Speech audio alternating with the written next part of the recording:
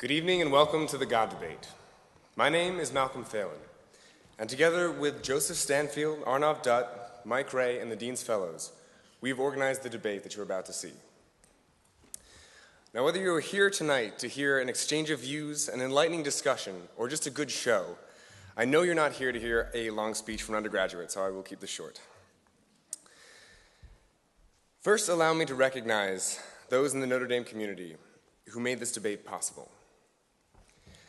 The God Debate 2 was sponsored by the Institute for Scholarship in the Liberal Arts and the Henkel's Lecture Series, with additional generous support by the College of Arts and Letters, the College of Science, and the College of Business, Campus Ministry, the Classics Department, the History Department, the Program of Liberal Studies, and Chemistry, the Center for Civil and Human Rights, ILS, and the Department of German and Russian, the Center for Philosophy of Religion, the Center for Undergraduate Scholarly Engagement, the Rooney Center for American Democracy, the Glynn Family Honors Program, and Learning Beyond the Classroom. Finally, I would just like to read a quick passage that beautifully sums up the reason why we are here tonight. Kenneth Burke writes this in The Philosophy of Literary Form. Imagine that you enter a parlor. You come late. When you arrive, others have long preceded you, and they are engaged in a heated discussion, a discussion too heated for them to pause and tell you exactly what it is about. In fact, the discussion had already begun long before any of them got there, so that no one present is qualified to retrace for you all the steps that had gone before. You listen for a while until you decide that you have caught the tenor of the argument, and then you put in your oar. Someone answers, you answer him. Another comes to your defense. Another aligns himself against you, to either the embarrassment or gratification of your opponent, depending on the quality of your ally's assistance.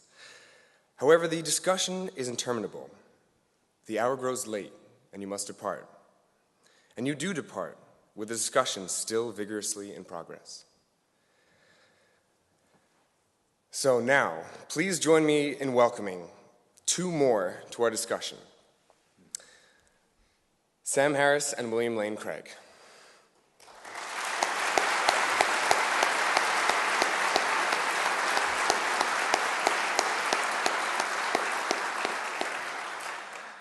And please welcome our moderator, Professor Mike Ray from the Center for Philosophy of Religion.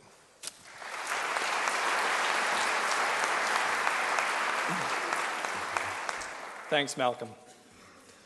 Welcome to the second installment of the God Debate. My name is Michael Ray. I'm a professor of philosophy here at the University of Notre Dame and the director of the Center for Philosophy of Religion, one of the sponsors of tonight's event. The Center for Philosophy of Religion was founded in the late 1970s with the aim of promoting cutting-edge research on topics in the philosophy of religion and in distinctively Christian philosophy. One of our goals in sponsoring the God Debate series is to try to bring some of the very issues discussed among our research fellows to a wider, non-academic audience and in a format that will hopefully be fun and engaging. Our show tonight, as you already know, is a debate between William Lane Craig and Sam Harris, coming together for the very first time to discuss the question, are the foundations of moral values natural or supernatural? William Lane Craig is research professor of philosophy at Talbot School of Theology in La Mirada, California. He is best known among philosophers for his extensive and influential work in the philosophy of time and the philosophy of religion. He is known to the wider public as someone who is able to articulate and defend the doctrines of the Christian faith in a way that is highly accessible, but also philosophically and theologically rigorous. He became a Christian at the age of 16, pursued undergraduate studies at Wheaton College, and holds 2 earned doctorates, one in philosophy from the University of Birmingham and one in theology from the University of Munich. He has authored or edited over 30 books, as well as over 100 articles in professional journals of philosophy and theology. Known as one of the 4 horsemen of the New Atheist movement, Sam Harris is the author of the New York Times bestsellers The Moral Landscape, The End of Faith, and Letter to a Christian Nation. The End of Faith won the 2005 PEN Award for Nonfiction. Mr. Harris's writing has been published in over 15 languages. He and his work have been discussed in Newsweek, Time, the New York Times, Scientific American, Nature, Rolling Stone, and many other journals. His writing has appeared in Newsweek, the New York Times, the Los Angeles Times, the Economist, the Times London, the Boston Globe, the Atlantic, the Annals of Neurology, and elsewhere.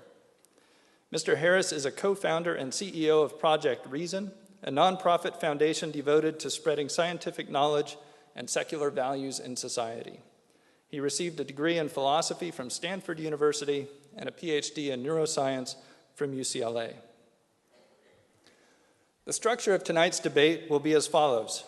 Each debater will take 20 minutes for his opening speech, followed by rebuttals of 12 minutes and 8 minutes respectively, and then closing speeches of 5 minutes each. At the conclusion of the debate, we will have about 30 minutes for questions from the audience. If you would like to ask a question, line up behind one of the 2 microphones in front or in the balcony.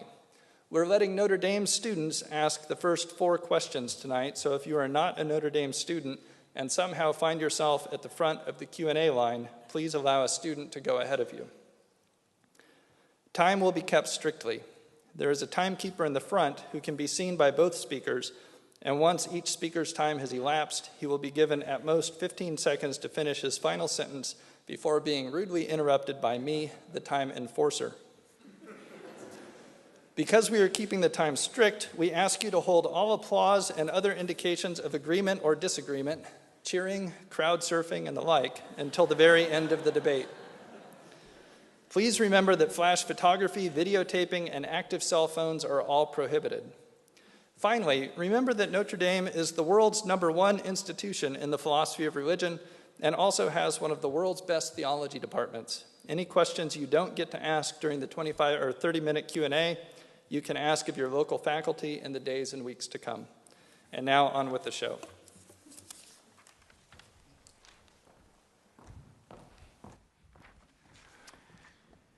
Well, good evening. It's wonderful to be here at the University of Notre Dame, and I want to begin by Sorry. Sorry.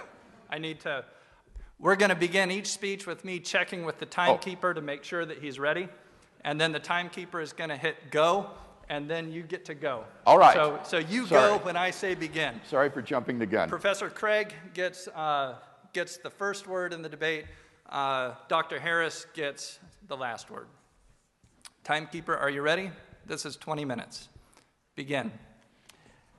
I want to begin by thanking the Center for Philosophy of Religion for the invitation to participate in tonight's debate. The question of the correct foundation of morality is one that is not only of tremendous academic interest, but also one that has enormous practical application for our lives. Now, to begin with an important point of agreement, Dr. Harris and I agree that there are objective moral values and duties. To say that moral values and duties are objective is to say that they are valid and binding independent of human opinion. For example, to say that the Holocaust was objectively evil is to say that it was evil even though the Nazis who carried it out thought that it was good, and it would still have been evil even if the Nazis had won World War II and succeeded in brainwashing or exterminating everyone who disagreed with them so that everybody thought the Holocaust was good. One of the great merits of Dr. Harris's recent book, The Moral Landscape, is his bold affirmation of the objectivity of moral values and duties. He inveighs against what he calls the overeducated, atheistic, moral nihilists and relativists who refuse to condemn as objectively wrong terrible atrocities like the genital mutilation of little girls. He rightly declares, if only one person in the world held down a terrified, struggling, screaming little girl, cut off her genitals with a septic blade and sewed her back up, the only question would be how severely that person should be punished. What is not in question is that such a person has done something horribly, objectively wrong. The question before us this evening, then, is what is the best foundation for the existence of objective moral values and duties? What grounds them? What makes certain actions objectively good or evil, right or wrong? In tonight's debate, I'm going to defend two basic contentions. First, if God exists, then we have a sound foundation for objective moral values and duties.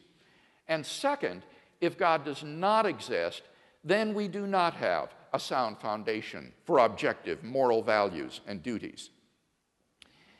Now notice that these are conditional claims. I shall not be arguing tonight that God exists. Maybe Dr. Harris is right, that atheism is true.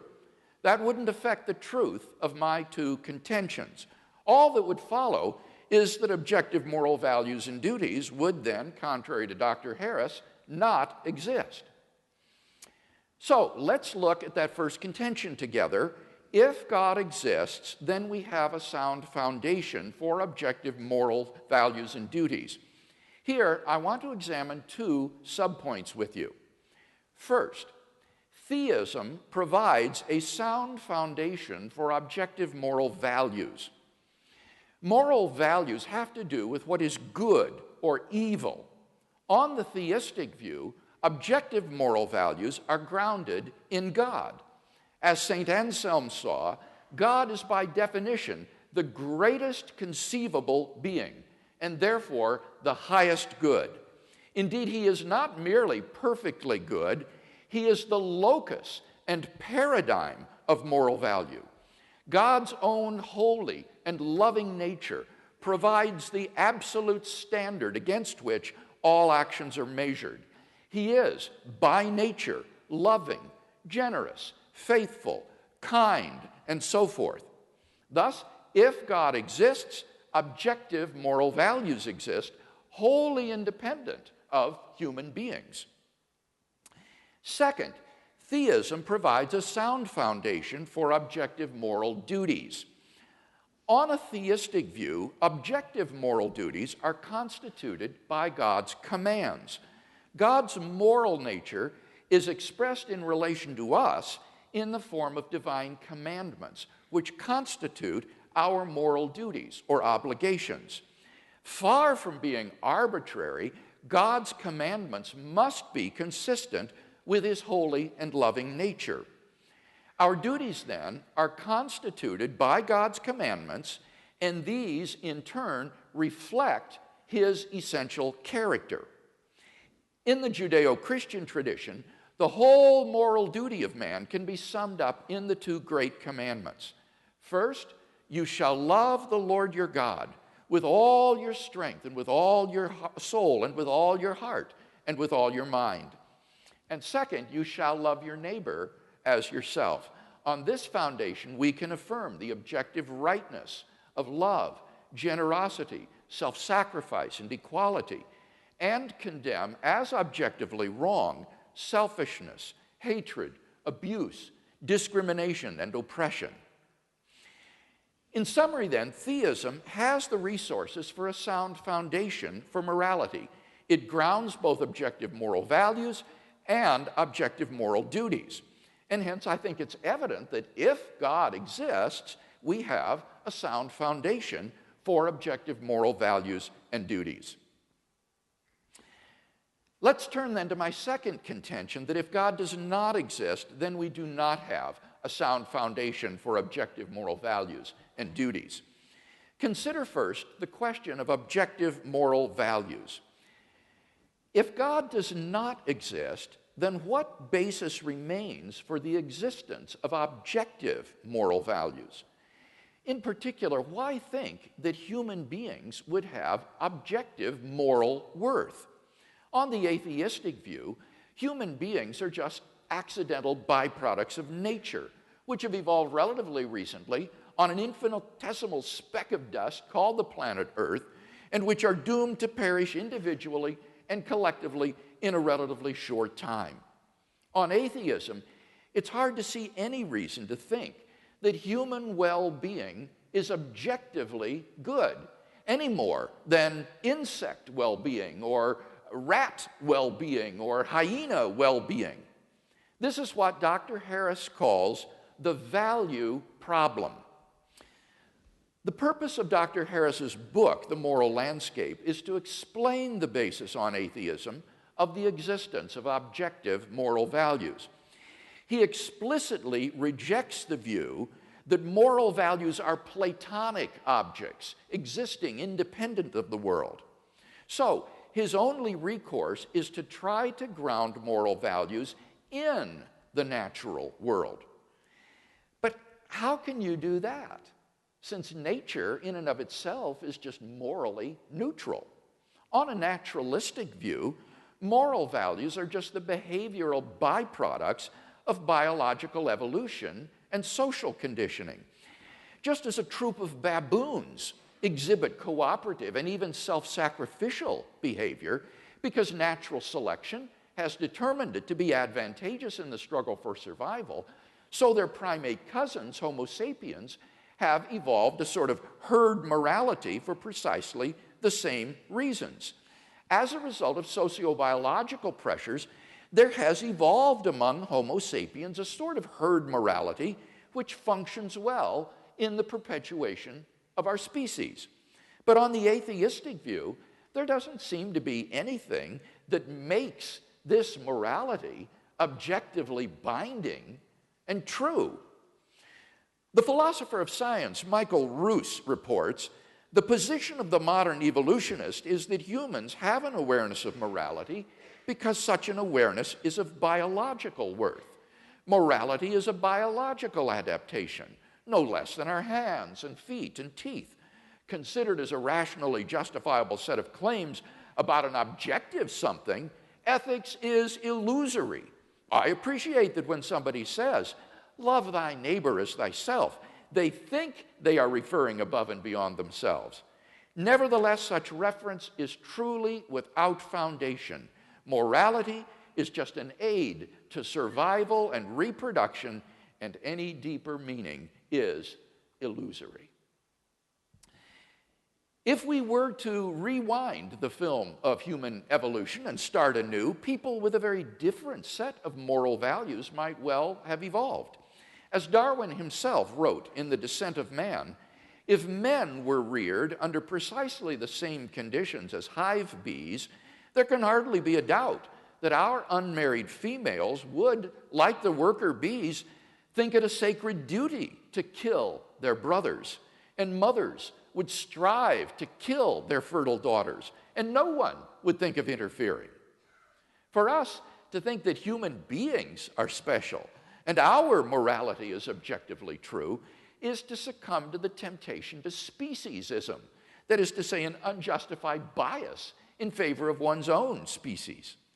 If there is no God, then any reason for regarding the herd morality evolved by Homo sapiens on this planet as objectively true seems to have been removed. Take God out of the picture, and all you seem to be left with is an ape-like creature on a speck of dust beset with delusions of moral grandeur. Richard Dawkins' assessment of human worth may be depressing, but why, on atheism, is he mistaken when he says there is at bottom no purpose, no evil, no good, nothing but pointless indifference? We are machines for propagating DNA. It is every living object's sole reason for being. So how does Sam Harris propose to solve the value problem? The trick he proposes is simply to redefine what he means by good and evil in non-moral terms. He says, we should define good as that which supports the well-being of conscious creatures. So, he says, questions about values are really questions about the well-being of conscious creatures. And therefore, he concludes, it makes no sense to ask whether maximizing well-being is good. Why not? Because he's redefined the word good to mean the well-being of conscious creatures. So, to ask, why is maximizing creatures' well-being good, is on his definition the same as asking, why does maximizing creatures' well-being maximize creatures' well-being? It's just a tautology. It's just talking in circles. So Dr. Harris has, quote unquote, solved the value problem just by redefining his terms. It's nothing but wordplay. At the end of the day, Dr. Harris isn't really talking about moral values at all. He's just talking about what's conducive to the flourishing of sentient life on this planet. Seen in this light, his claim that science can tell us a great deal about what contributes to human flourishing is hardly controversial. Of course it can, just as it can tell us what is conducive to the flourishing of corn or mosquitoes or bacteria. His so-called moral landscape, which features the highs and lows of human flourishing, isn't really a moral landscape at all. Thus, Dr. Harris has failed to solve the value problem. He hasn't provided any justification or explanation for why, on atheism, moral values would objectively exist at all. His so-called solution is just a semantical trick of an arbitrary and idiosyncratic redefinition of the terms good and evil in non-moral vocabulary. Second question, does atheism provide a sound foundation for objective moral duties? Duty has to do with moral obligation or prohibition, what I ought or ought not to do. Here, the reviewers of the moral landscape have been merciless in pounding Dr. Harris's attempt to provide a naturalistic account of moral obligation. Two problems stand out. First, natural science tells us only what is, not what ought to be, the case. As philosopher Jerry Fodor has written, science is about facts, not norms. It might tell us how we are, but it wouldn't tell us what is wrong with how we are. In particular, it cannot tell us that we have a moral obligation to take actions which are conducive to human flourishing. So, if there is no God, what foundation remains for objective moral duties? On the naturalistic view, human beings are just animals, and animals have no moral obligations to one another. When a lion kills a zebra, it kills the zebra, but it doesn't murder the zebra. When a great white shark forcibly copulates with a female, it forcibly copulates with her, but it doesn't rape her. For none of these actions is forbidden or obligatory. There is no moral dimension to these actions. So if God does not exist, why think we have any moral obligations to do anything? Who or what imposes these obligations upon us? Where did they come from? It's very hard to see why they would be anything more than a subjective impression ingrained into us by societal and parental conditioning. On the atheistic view, certain actions such as rape and incest may not be biologically and socially advantageous, and so in the course of human development have become taboo, that is, socially unacceptable behavior. But that does absolutely nothing to prove that such acts are really wrong. Such behavior goes on all the time in the animal kingdom. On the atheistic view, the rapist who chooses to flout the herd morality is doing nothing more serious than acting unfashionably, the moral equivalent, if you will, of Lady Gaga.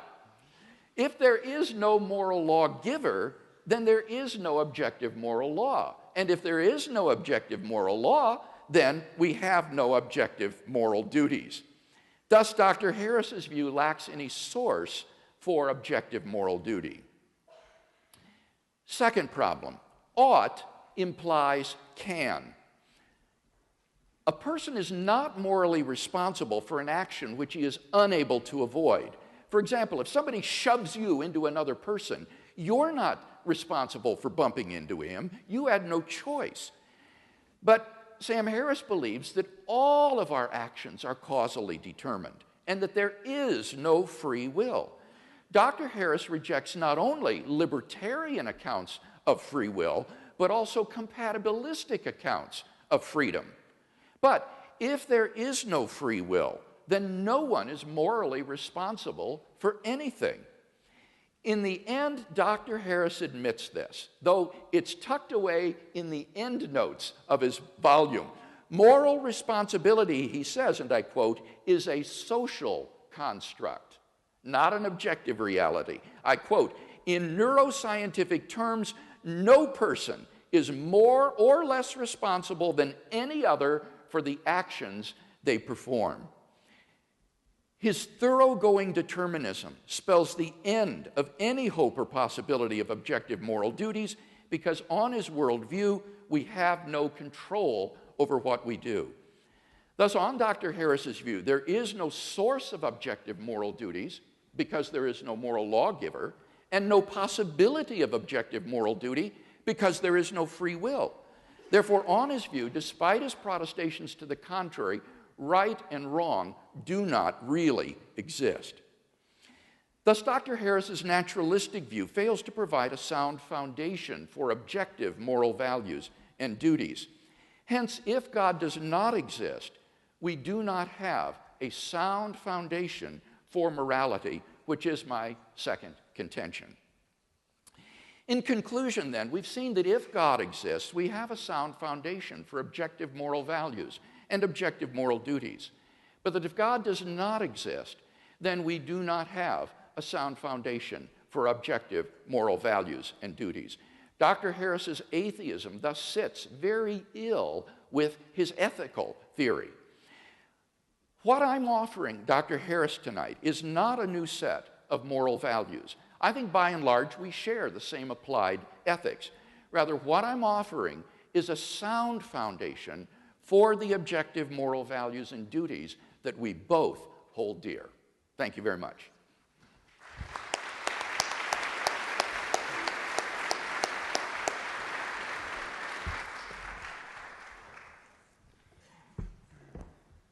Dr. Harris now has 20 minutes. Timekeeper, are you ready?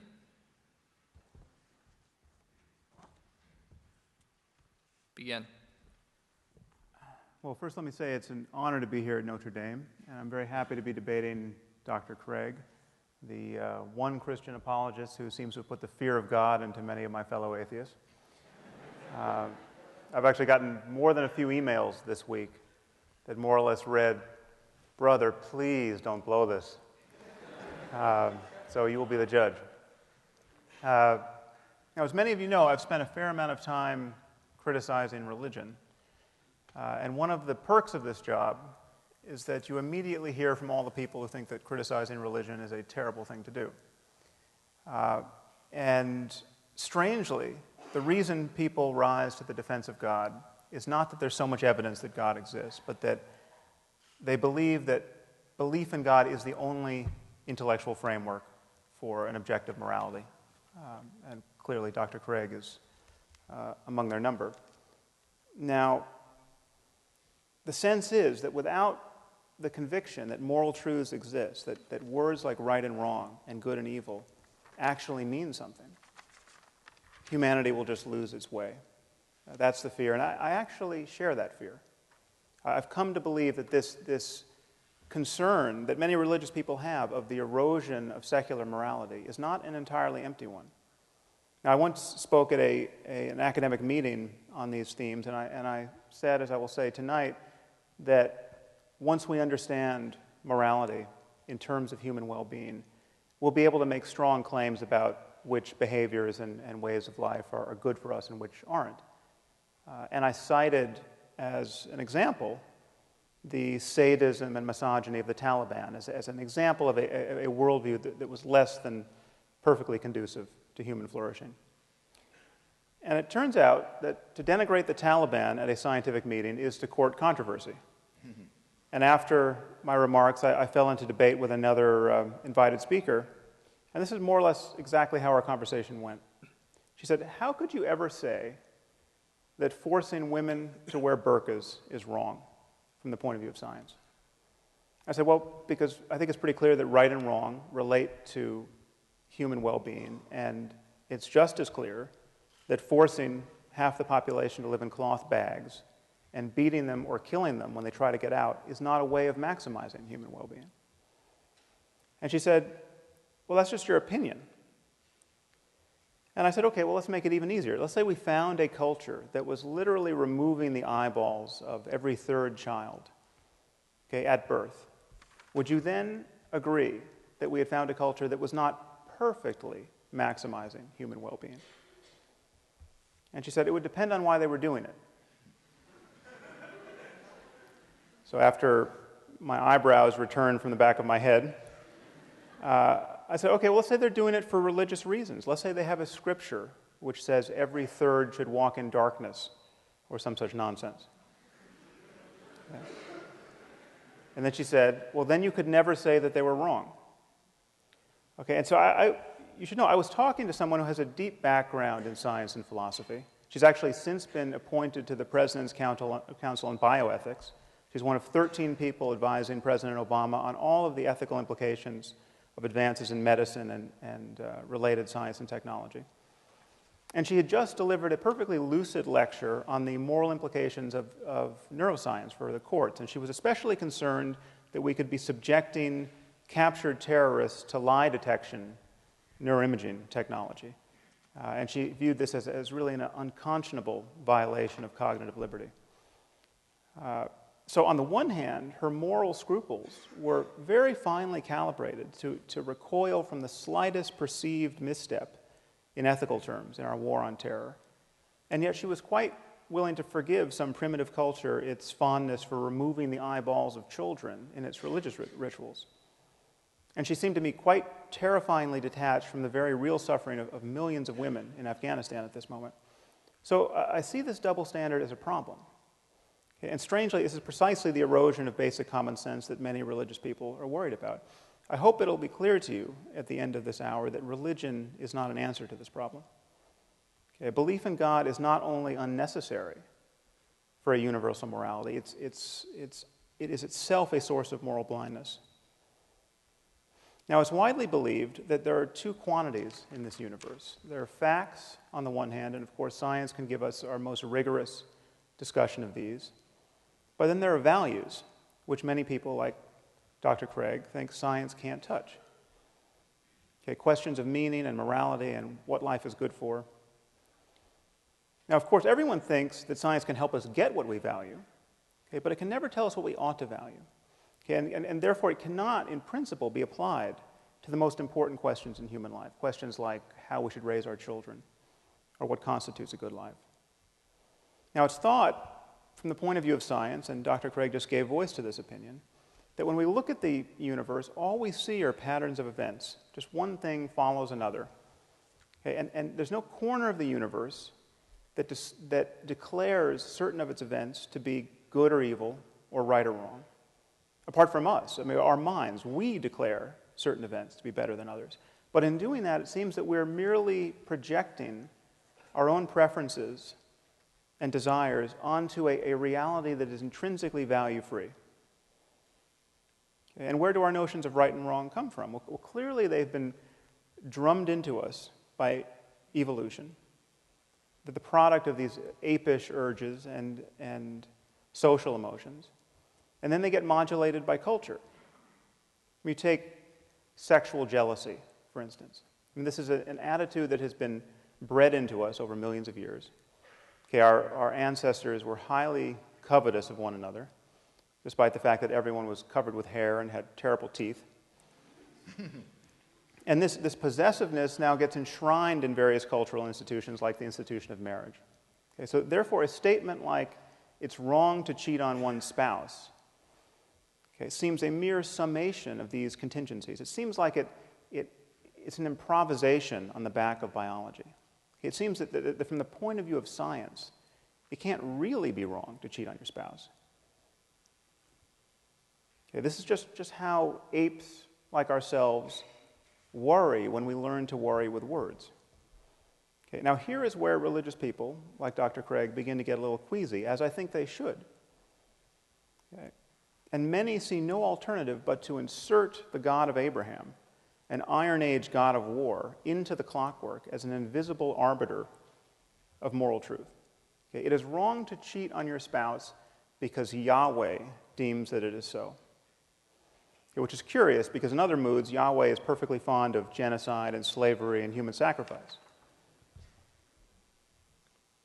I must say, it's pretty amusing to hear Dr. Craig in his opening remarks say that I'm merely focused on the flourishing of sentient creatures on this planet. Okay, if that's a sin, I'll take it.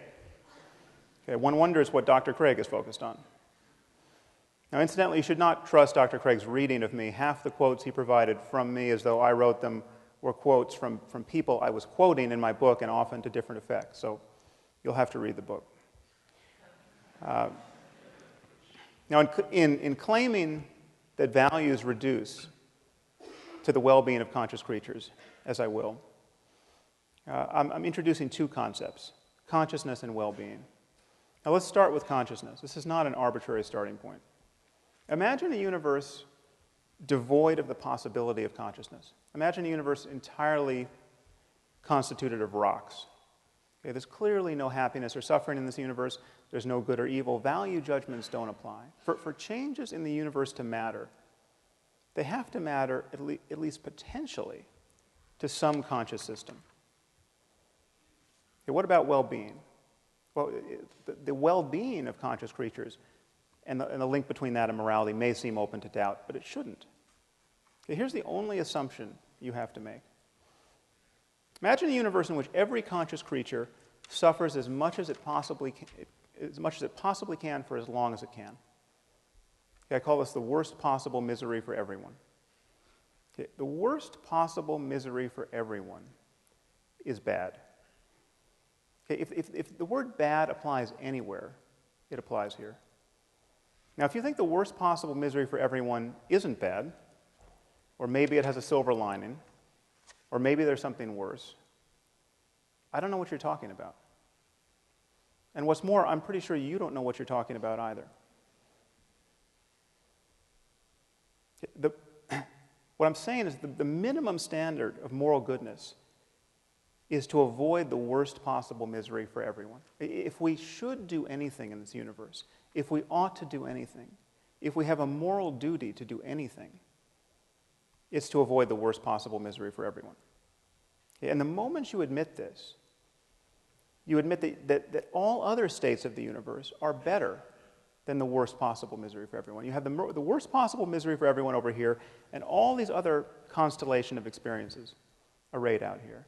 And because the experience of conscious creatures is dependent in some way on the laws of nature, there will be right and wrong ways to move along this continuum.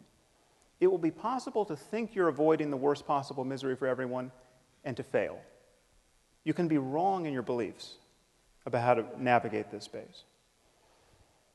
So here's my argument for moral truth in the context of science.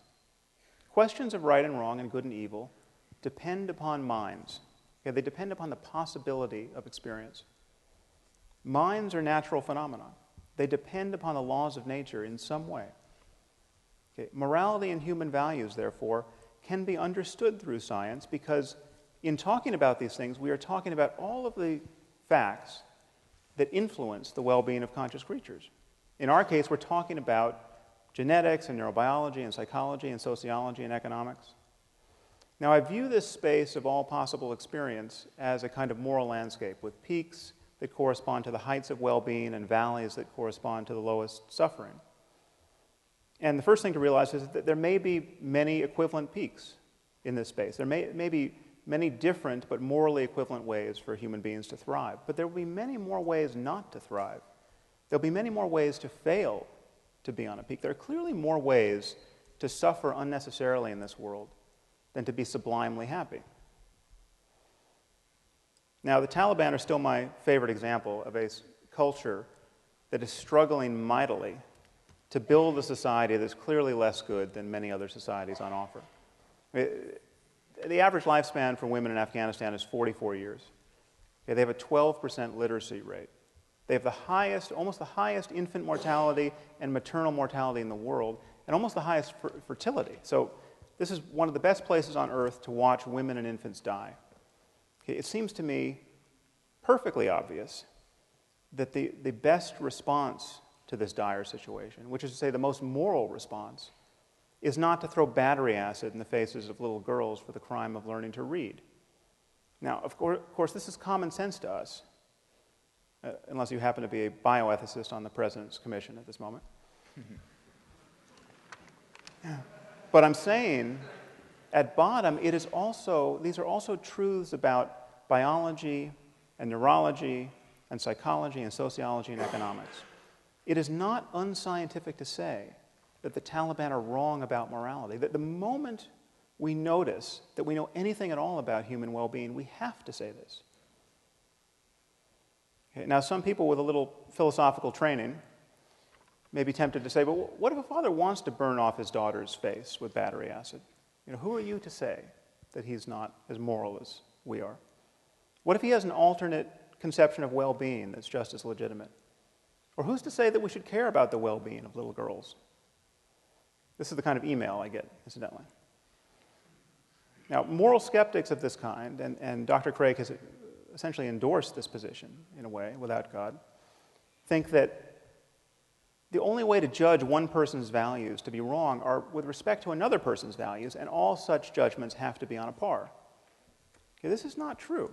There are many ways for my values to be objectively wrong. They can be wrong with respect to deeper values that I hold.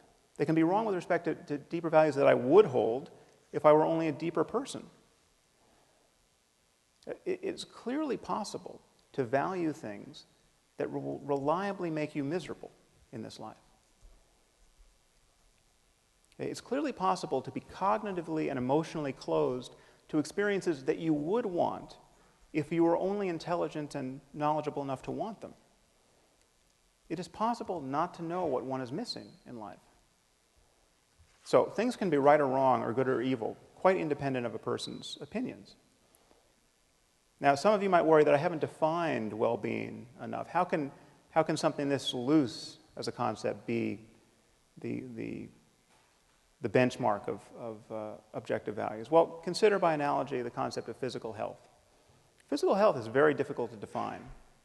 It used to be that if you were healthy, you could expect to live to the ripe old age of 40. Now our lifespan, our life expectancy has doubled in the last 150 years. What does health mean? Okay, well, it has something to do with not always vomiting, not being in excruciating pain, not running a fever. Okay, but how fast should a healthy person be able to run? Okay, that question might not have an answer. Okay, but this does not make the question of health vacuous. Okay, it doesn't make it merely a matter of opinion or of cultural construction. Okay, the distinction between a healthy person and a dead one is about as clear and consequential as any we ever make in science. Okay, and notice that no one is ever tempted to attack the philosophical underpinnings of medicine with questions like, well, who are you to say that not always vomiting is healthy? What if you meet someone who wants to vomit, and he wants to vomit until he dies? Okay, how could you argue that he is not as healthy as you are? In talking about morality and human values, I think we really are talking about mental health and the health of societies. And the truth is, science has always been in the values business. We simply cannot speak of facts without resorting to values. Consider the simplest statement of scientific fact. Water is 2 parts hydrogen and 1 part oxygen. This seems as value-free an utterance as human beings ever make. But what do we do when someone doubts the truth of this proposition? Okay, all we can do is appeal to scientific values, the value of understanding the world, the value of evidence, the value of logical consistency. What if someone says, well, that's not how I choose to think about water? Okay, I'm a biblical chemist, and I read in Genesis 1 that God created water before he created light. So I take that to mean that there were no stars. So there were no stars to fuse helium and hydrogen into heavier elements like oxygen. Therefore, there was no oxygen to put in the water.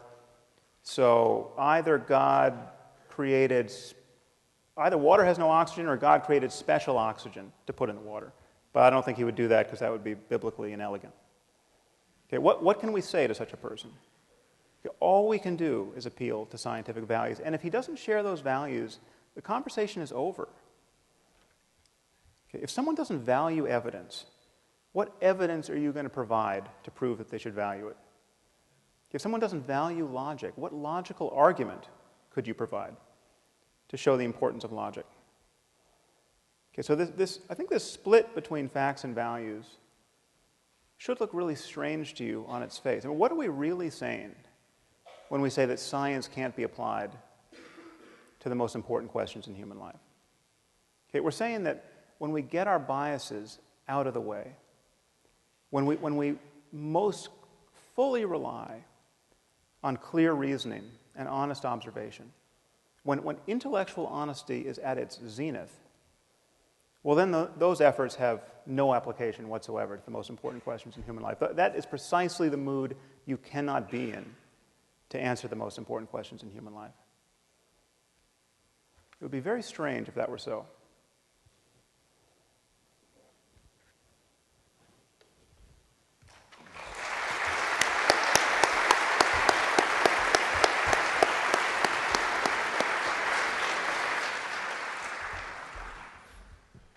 Professor Craig now has 12 minutes for a rebuttal.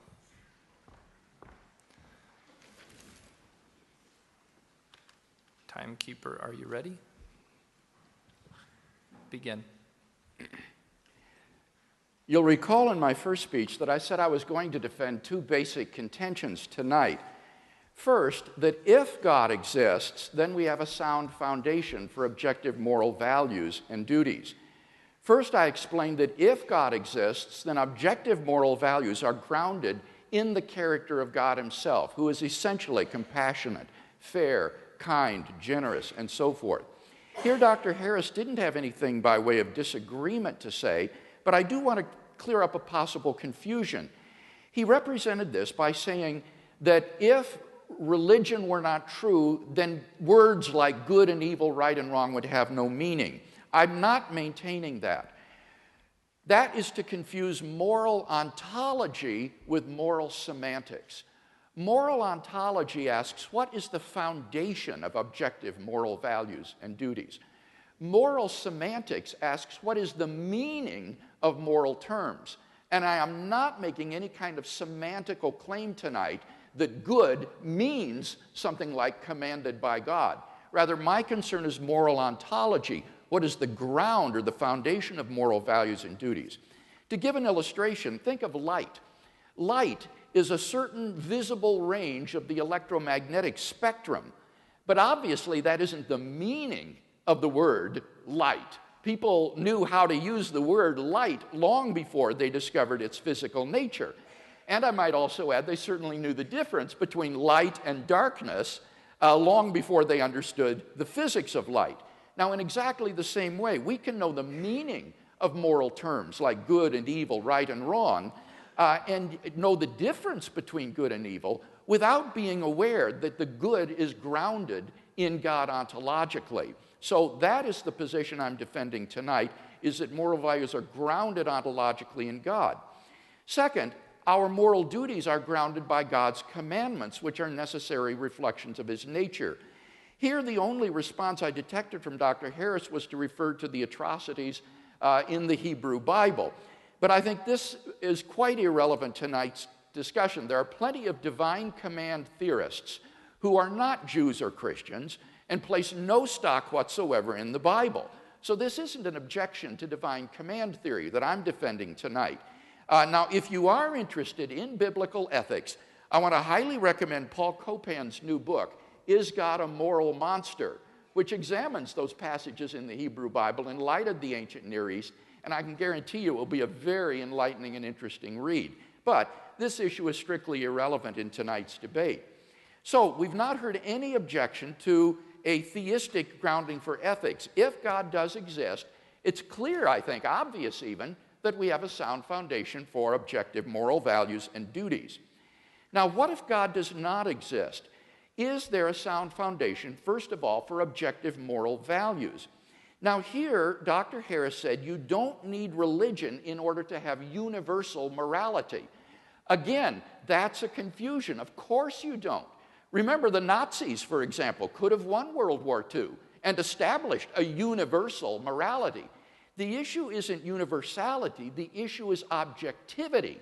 And I'm maintaining that in the absence of God, there isn't any reason, any explanation for the existence of objective moral values. Now, Dr. Harris says, but we can imagine creatures being in the worst possible misery, and it's obviously better for creatures to be flourishing. The well-being of conscious creatures is good. Well, of course it is. That's not the question. We agree that all things being equal, flourishing of conscious creatures is good. The question is rather, if atheism were true, what would make the flourishing of conscious creatures objectively good? Conscious creatures might like to flourish, but there's no reason on atheism to think that it would really be objectively good. Now here, Dr. Harris, I think, is guilty of misusing terms like good and bad, right and wrong, in equivocal ways. He will often use them in non-moral senses. For example, he'll say there are objectively good and bad moves in chess. Now that's clearly not a moral use of the terms good and bad. You just mean they're not apt to win or produce a winning strategy. It's not evil what you've done. And similarly, in ordinary English, we use the words good and bad in a number of non-moral ways. For example, we say Notre Dame has a good team.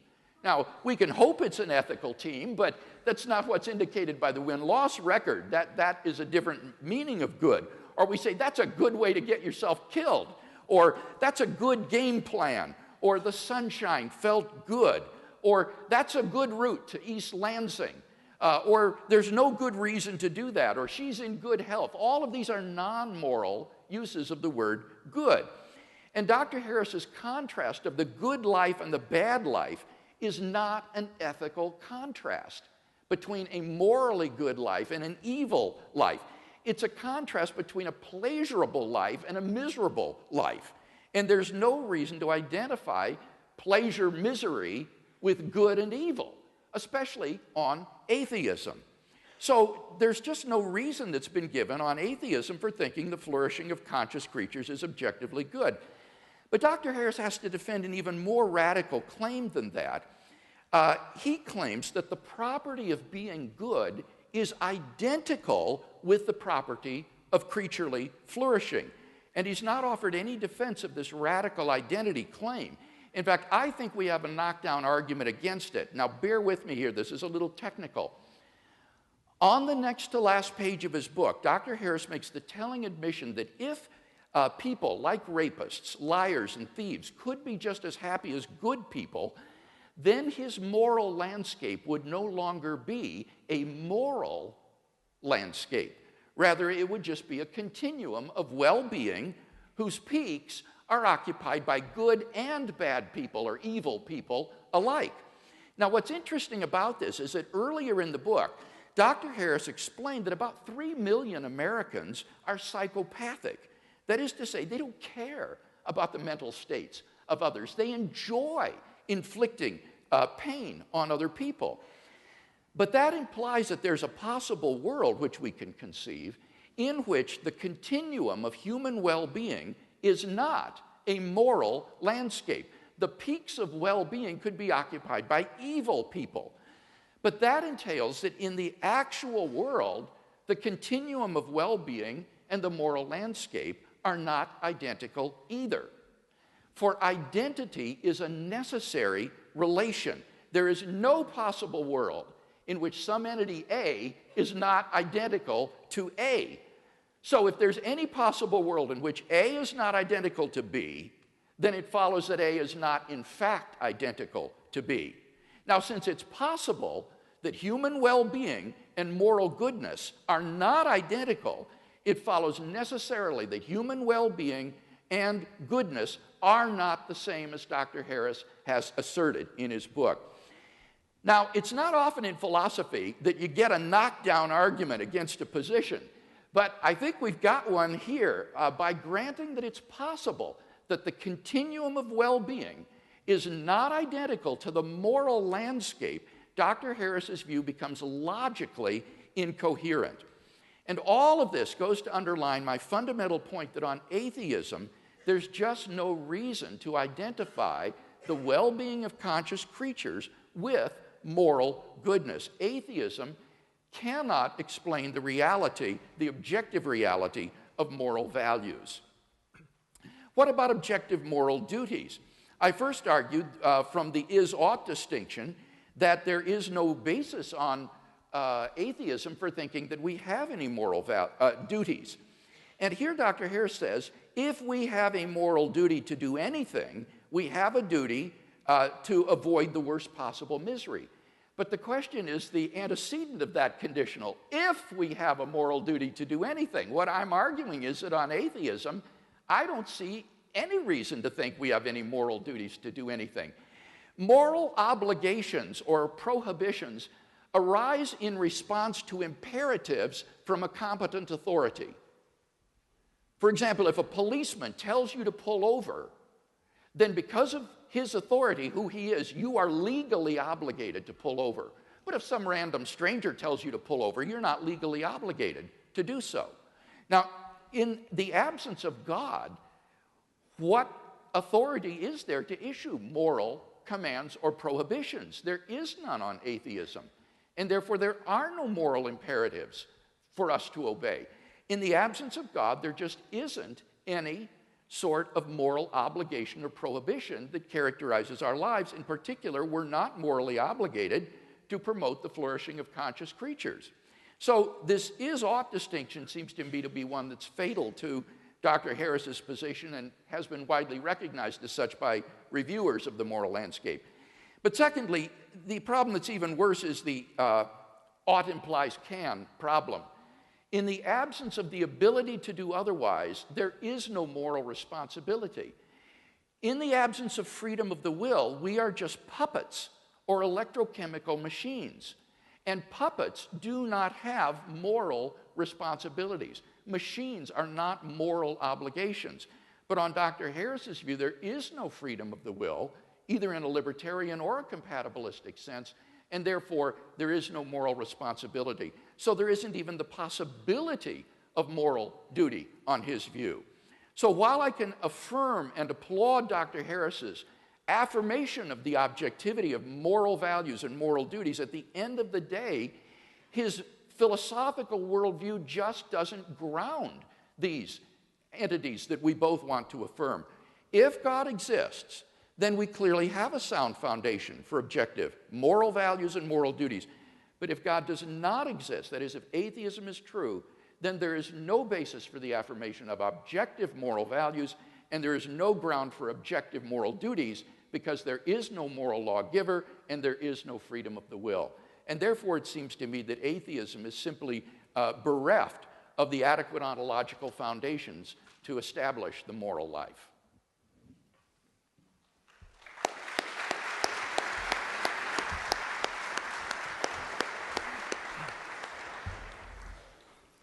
Dr. Harris now has 12 minutes.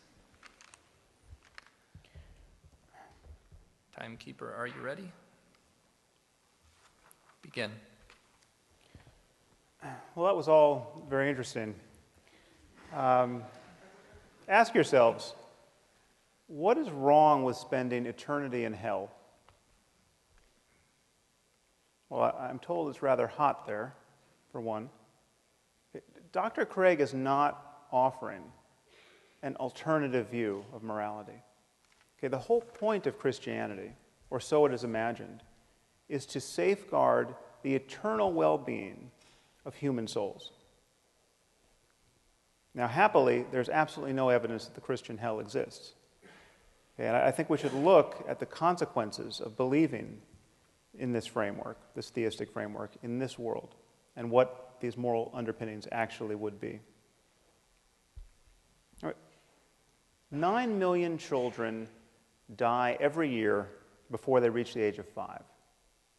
Okay, picture an Asian tsunami of the sort we saw in 2004 that killed 250,000 people. One of those every 10 days, killing children only under 5. Okay, it's 24,000 children a day, 1,000 an hour, 17 or so a minute. That means before I can get to the end of this sentence, some few children, very likely, will have died in terror and agony. Okay, think of the parents of these children. Think of the fact that most of these men and women believe in God and are praying at this moment for their children to be spared. And their prayers will not be answered. Okay, but according to Dr. Craig, this is all part of God's plan.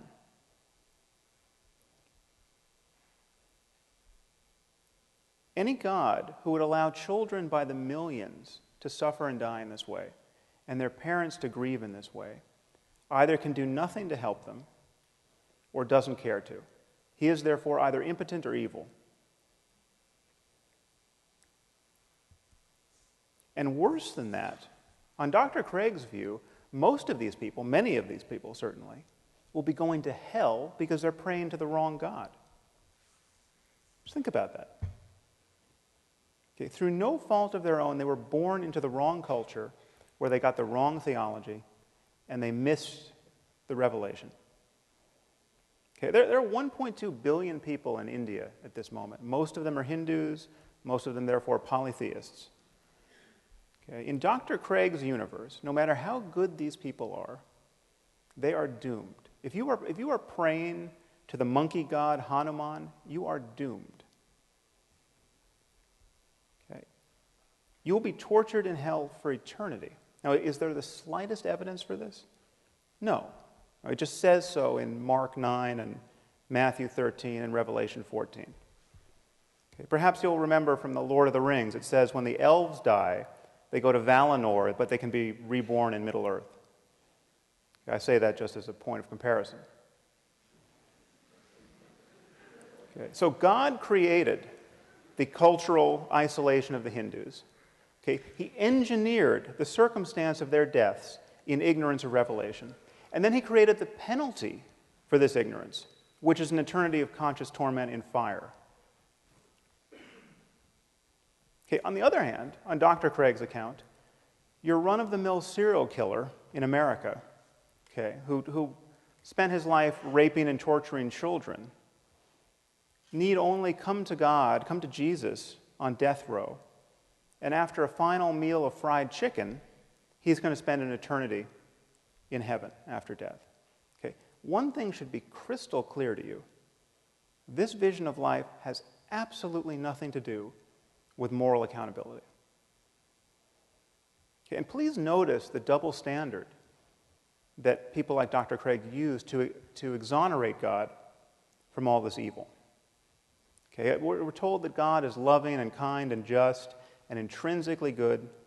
But when someone like myself points out the rather obvious and compelling evidence that God is cruel and unjust because he visits suffering on innocent people of a scope and scale that would embarrass the most ambitious psychopath, okay, we're told that God is mysterious. Okay, who can understand God's will? Okay, and yet this is precisely this merely human understanding of God's will is precisely what believers use to establish his goodness in the first place. You know, something good happens to a Christian. He feels some bliss while praying, say, or he sees some positive change in his life, and we're told that God is good. Okay, but when children by the tens of thousands are torn from their parents' arms and drowned, we're told that God is mysterious. Okay, this is how you play tennis without the net. Okay, and I want to suggest to you that it is not only tiresome when otherwise intelligent people speak this way, it is morally reprehensible. Okay, this kind of faith is really the perfection of narcissism. I mean, God loves me, don't you know? He cured me of my eczema. He makes me feel so good while singing in church. And just when we had given up hope, he found a banker who was willing to reduce my mother's mortgage. Okay, given all that this God of yours does not accomplish in the lives of others, given the misery that's being imposed on some helpless child at this instant, this kind of faith is obscene. Okay, to think in this way is to fail to reason honestly or to care sufficiently about the suffering of other human beings. And if God is good and loving and just and kind, and he wanted to guide us morally with a book, why give us a book that supports slavery? Why give us a book that admonishes us to kill people for imaginary crimes like witchcraft? Now, of course, there's a way of not taking these questions to heart. Okay, according to Dr. Craig's divine command theory, God is not bound by moral duties. God doesn't have to be good. Whatever he commands is good. So when he commands that the Israelites to slaughter the Amalekites, that behavior becomes intrinsically good because he commanded it. Okay, well, here we're being offered, I'm glad he raised the issue of psychopathy, we're being offered a psychopathic and psychotic moral attitude. It's psychotic because this is completely delusional. There's no reason to believe that we live in a universe ruled by an invisible monster, Yahweh. But it is psychopathic because this is a total detachment from the well-being of human beings. This so easily rationalizes the slaughter of children.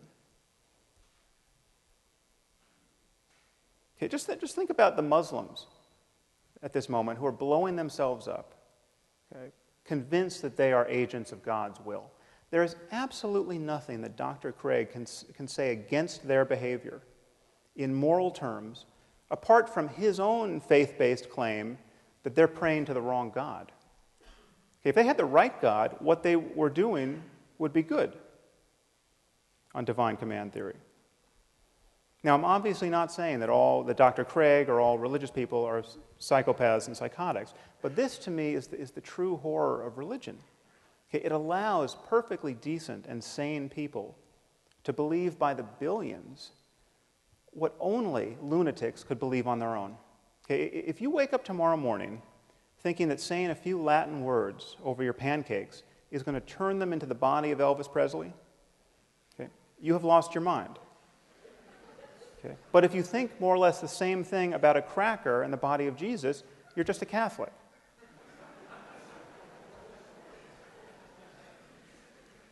And I'm not the first person to notice that it's a very strange sort of loving God who would make salvation depend on believing in him on bad evidence.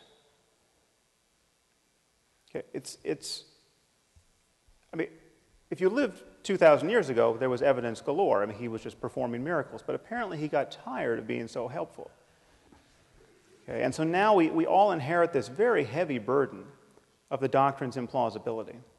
And the effort to square it with what we now know about the cosmos and what we know about the all-too-human origins of Scripture becomes more and more difficult.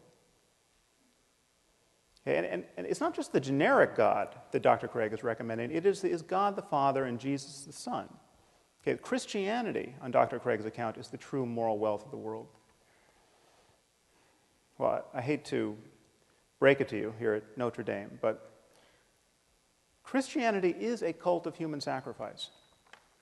Okay, Christianity is not a religion that repudiates human sacrifice. It is a religion that celebrates a single human sacrifice as though it were effective. God so loved the world that he gave his only Son, John 3:16. Okay, the idea is that Jesus suffered the crucifixion so that none need suffer hell, except those billions in India and billions like them throughout history. Okay, this is astride. This doctrine is astride a contemptible history of scientific ignorance and religious barbarism. We come from people who used to bury children under the foundations of new buildings as offerings to their imaginary gods. I mean, just think about that. In vast numbers of societies, people would bury children in post holes, people like ourselves thinking that this would prevent an invisible being from knocking down their buildings. Okay. These are the sorts of people who wrote the Bible.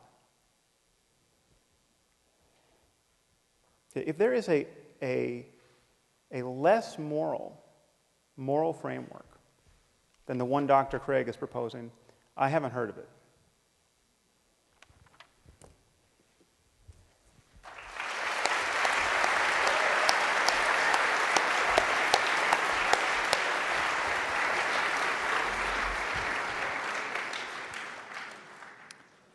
Professor Craig now has 8 minutes for a rebuttal. Timekeeper, are you ready?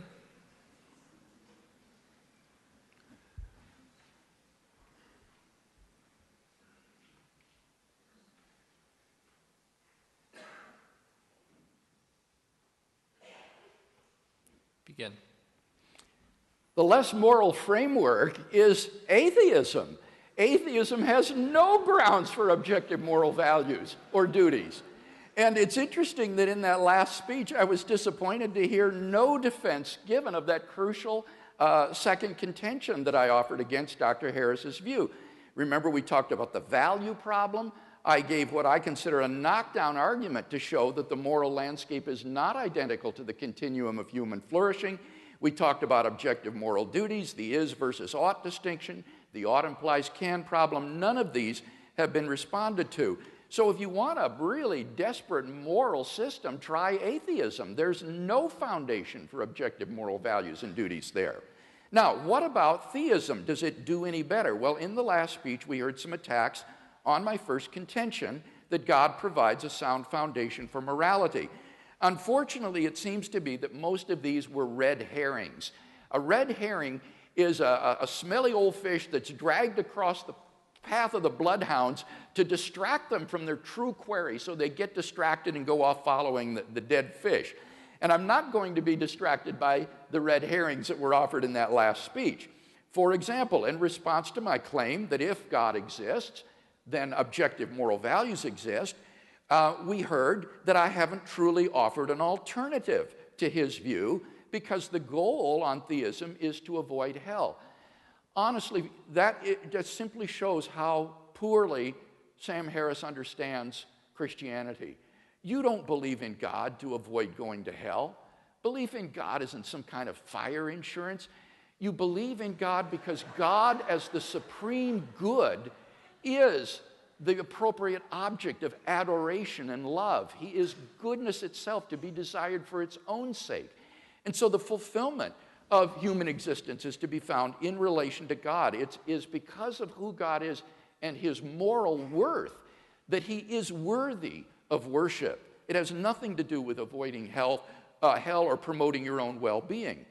He then responds, but there's no good reason to believe that such a being exists. Look at the problem of evil and the problem of the unevangelized. Both of these, as I explained in my opening speech, are irrelevant in tonight's debate because I'm not arguing that God exists. Maybe he's right. Maybe these are insuperable objections to Christianity or to theism. It wouldn't affect either of my contentions that if God exists, then we have a sound foundation for moral values and duties. If God does not exist, then we have no foundation for objective moral values and duties. So these are red herrings. Now, I have written on each of these problems, the problem of evil and the problem of the unevangelized, and you can find much of what I've said at our website, reasonablefaith.org. If you're interested, go ahead and look at that. Or, as Michael Ray suggested, talk to one of your philosophy professors. Michael has written extensively on the problem of evil, and I'm sure he'd love to have a conversation with you about those things. Notice, secondly, I would want to say, evil actually proves that God exists. Because if God does not exist, objective moral values and duties do not exist. If evil exists, then it follows that objective values and duties do exist. Namely, some things are evil. So evil actually proves the existence of God, since in the absence of God, good and evil as such would not exist. So you cannot press both the problem of evil and agree with my contention that if God does not exist, objective moral values and duties do not exist, because evil actually will be an argument for the existence of God. Notice that Dr. Harris has no moral foundation for saying that Christian beliefs are morally execrable, because he has no foundation for making such a judgment. If atheism is true, what objective foundation is there for affirming that one view is execrable and another is not? There's simply no basis for such judgments. So, if he wants to have a debate on theism, I will happily engage in one with him, but that's not the debate for tonight. He also says it's psychopathic to believe these things. Now, that remark is just as stupid as it is insulting. It is absurd to think that people like Professor Peter Van Inwagen here at the University of Notre Dame is psychopathic, or that a guy like Dr. Tom Flint, who is as gracious a Christian gentleman as I could have ever met, is psychopathic. This is simply below the belt. So it seems to me that we've not been given any refutation of the view that if God does exist, then his essence, his character, is determinative for the existence of objective moral values. What about objective moral duties? Here I explained that God's commands must be consistent with his nature. And Dr. Harris continues to press the point, oh, but the Bible supports slavery. Again, I'll refer you to Professor Copan's book, which shows that that is a gross misrepresentation of ancient Israel, which did not, in fact, promote slavery as we understand it in light of the experience in the American South. But again, that's simply not irrelevant because that isn't relevant because I'm not defending the Bible tonight. I'm saying that for a theist, whether Jew, Christian, deist, Hindu, moral duties will be grounded in the divine commands which are based in his nature. He says, but then what about people like the Taliban who say that God has commanded them to do certain atrocities? I would say the very same thing to the Taliban that Dr. Harris says, namely, God did not command you to do those things. That's exactly what Dr. Harris would say. The reason he thinks that is because he doesn't believe that God exists, but I would say that because I think that the Taliban has got the wrong God, that in fact God hasn't commanded them to commit these atrocities, and indeed God will only issue such commands as are consistent with his moral nature and for which he has morally sufficient reasons. So I don't think this first contention is really in much dispute tonight. I think it's obvious that if God exists, then obviously objective moral values exist independently of human opinion. They're grounded in the character of God. And there would be objective moral duties if God exists, because our duties arise in response to the moral imperatives that God issues to us. So the real debate is on that second contention. Can atheism provide a good foundation for objective moral values and duties? And I think we've seen powerful reasons to think that it cannot.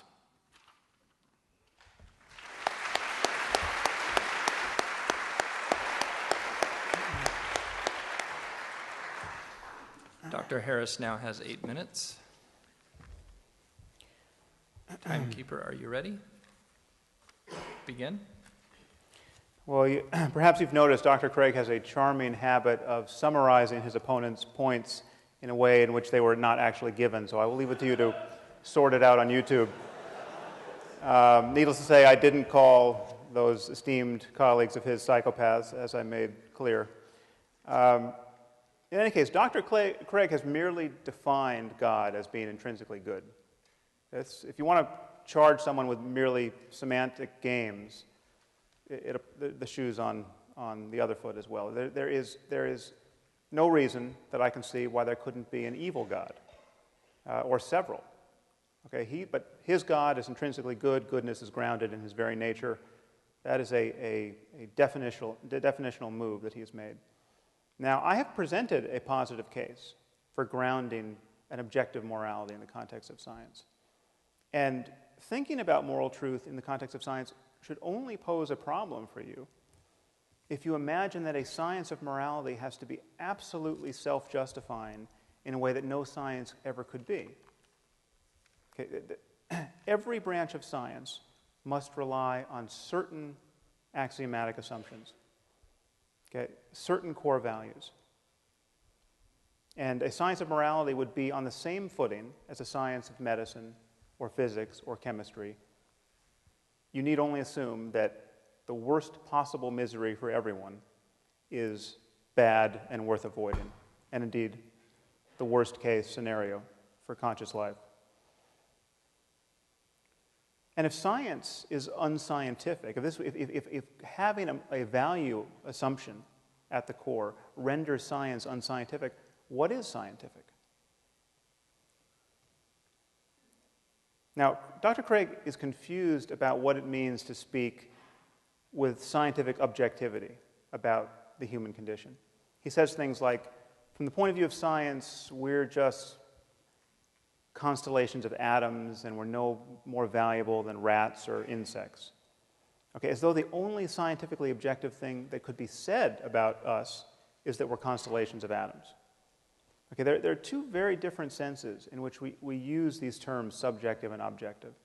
Okay, the first is epistemological. It relates to how we know. And when we say we're reasoning or thinking objectively in this sense, we're talking about the style in which we're thinking. We're talking about the fact that we're seeing through our biases, which is to say, trying to jettison bias. We are reasoning in a way that's available to the data. Okay, our minds are open to counter-arguments. Now, this is the absolute foundation of science, and this is what opens such an invidious gulf between science and religion, the difference here in this approach to objectivity. But science does not require that we ignore the fact that certain facts are subjective, ontologically subjective. Okay, there are facts about the human condition that science can understand and study that are first-person facts, facts about what it's like to be you. Okay, and we can study these facts, and our study of them reveals how much deeper and richer and more meaningful our lives are than the lives of cockroaches. Okay, so this is a false reductionism that he's purveying here. Now, so there are subjective facts. If you happen to have an intact nervous system, being burned alive will be excruciatingly painful. The painfulness of pain is a subjective fact about you. Okay, what my argument entails is that we can speak objectively about a certain class of subjective facts that go by the name of morality, that relate to questions of good and evil, and these depend on the well-being of conscious creatures, especially our own. And by this light, we can see that it's possible to value the wrong things. I mean, if you think you prefer to be neurotic and in pain, and incapable of creative work, and completely disconnected from other people, there's something wrong with you. Okay, objectively wrong with you? Yes. Okay. In that you are closed to higher states of consciousness. Higher with respect to what? Higher as in further from the lowest possible state of consciousness, the worst possible misery for everyone. Okay, is the worst possible misery for everyone really bad? Once again, we have hit philosophical bedrock with the shovel of a stupid question. Now, I want to take a brief moment to speak about these higher possibilities, because it's often thought that non-believers like myself are closed to some remarkable experiences that religious people have. That's not true. That's not true. There's nothing that prevents an atheist from experiencing self-transcending love and ecstasy and rapture and awe. There's nothing that prevents an atheist from going into a cave for a year like a proper mystic and doing nothing but meditate on compassion, say. What atheists don't tend to do is make unjustifiable and unjustified claims about the nature of the cosmos or about the divine origin of certain books on the basis of those experiences. Now, the prospect of somebody becoming a true saint in life and inspiring people long after their deaths is something that I take very seriously. I've spent a lot of time studying meditation with some very great, wise old yogis and Tibetan lamas who've spent decades on retreat. I mean, really remarkable people. Okay, people who I actually consider to be spiritual geniuses of a certain sort. And so I can well imagine if Jesus was a spiritual genius, a palpably non-neurotic and charismatic and wise person, I can well imagine the experience of his disciples. I can well imagine the kind of influence he could have on their lives. Okay? We do not have to presuppose anything on insufficient evidence in order to explore this higher terrain of human well-being. We don't have to take anything on faith. We don't have to lie to ourselves or to our children about the nature of reality. If we want to understand our situation in the world, along with these deeper possibilities, we have to do it in the spirit of science.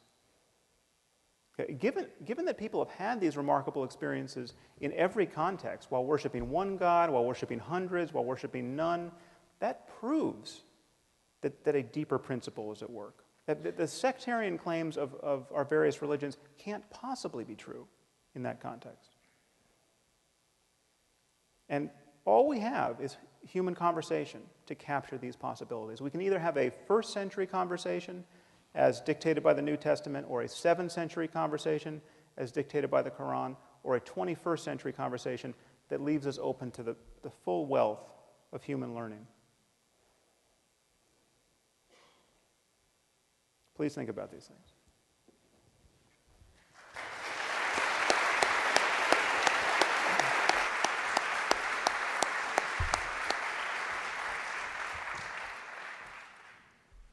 We're now moving to 5-minute closing speeches.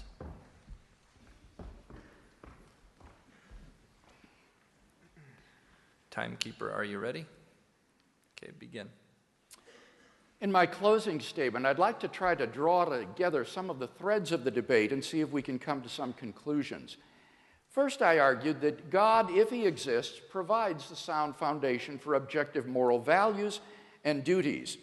By the time of his last rebuttal, the only argument that I heard Dr. Harris offering against this position is to say that you're merely defining God as good, which is the same fallacy I accused him of committing. I don't think this is the case at all. God is a being worthy of worship. Any being that is not worthy of worship is not God. And therefore, God must be perfectly good and essentially good. More than that, as Anselm saw, God is the greatest conceivable being, and therefore he is the very paradigm of goodness itself. He is the greatest good. So once you understand the concept of God, you can see that asking, well, why is God good, is sort of like asking, why are all bachelors unmarried? It's the very concept of the greatest conceivable being, a being worthy of worship, that entails the essential goodness of God. And I think it's evident that if God exists, then we do have objective moral values and duties. Secondly, I argued, if God does not exist, we have no foundation for objective moral values or objective moral duties. I showed that on his view, it is logically impossible to say that the moral landscape is identical to the landscape of the flourishing of conscious beings, and that therefore his view is incoherent. We also looked at the is-ought distinction and the ought implies can, to which Dr. Harris has never replied in the course of this evening's debate. In his last speech, he said, but we simply must rely upon certain axioms. Well, that's the same as saying you've got to take it by faith. And if these axioms are moral axioms, then I think he's admitting my point, that on atheism, there simply is no ground for believing the objectivity of moral values and duties. He just takes them by a leap of faith. He says, well, there are different senses of the word objective. Yes, of course, and in my opening speech, I made clear the sense in which I was defining the term. I mean valid and binding, independent of human opinion. And moral values are not objectively binding and valid in that way on atheism. He says science can study subjective facts. For example, pain is a subjective fact. Granted, that's certainly true. So my question is the wrongness of an action a subjective fact? On atheism, it's hard to see how it couldn't be anything more than a subjective fact, in which case you cannot say, as Dr. Harris wants to say, and I agree with him, that the genital mutilation of little girls is objectively wrong, not just a subjective opinion. He says, well, but if you're psychopathic or neurotic, there's something wrong with you. Granted, I agree with that. There is something wrong with you. But the question is, on atheism, if atheism were true, would there be anything objectively morally wrong with doing what the psychopath does? He hasn't been able to show that. Indeed, there are no moral duties on his view. And remember, he himself admitted that psychopaths could occupy the peaks of well-being on his so-called moral landscape, and that therefore it is not a moral landscape at all. To conclude, I want to quote from a remarkable article that appeared in the Duke Law Journal by Arthur Allen Leff called Unspeakable Ethics, A Natural Law. Dr. Leff's difficulty is the same as Dr. Harris's. He wants to find a foundation for moral values and duties, in this case for the law, that would be independent of human opinion, would be objective, and would be in the world. And he can't find one. He says any attempt to ground values in the world is open to the playground bully's retort, who says? And this is how his article concludes. All I can say is this: it looks as if we are all we have. Only if ethics were something unspeakable by us, that is, something transcendent, could law be unnatural and therefore unchallengeable. As things now stand, everything is up for grabs. Nevertheless, napalming babies is bad. Starving the poor is wicked. Buying and selling each other is depraved. There is in the world such a thing as evil. All together now, says who? God help us.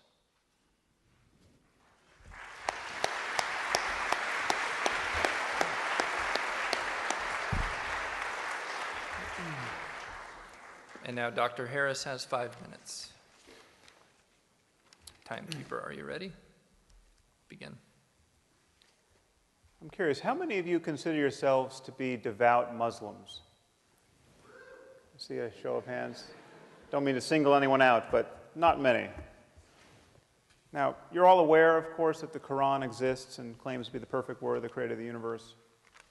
You're aware that once having heard of this possibility and rejecting it, you're all going to hell for eternity.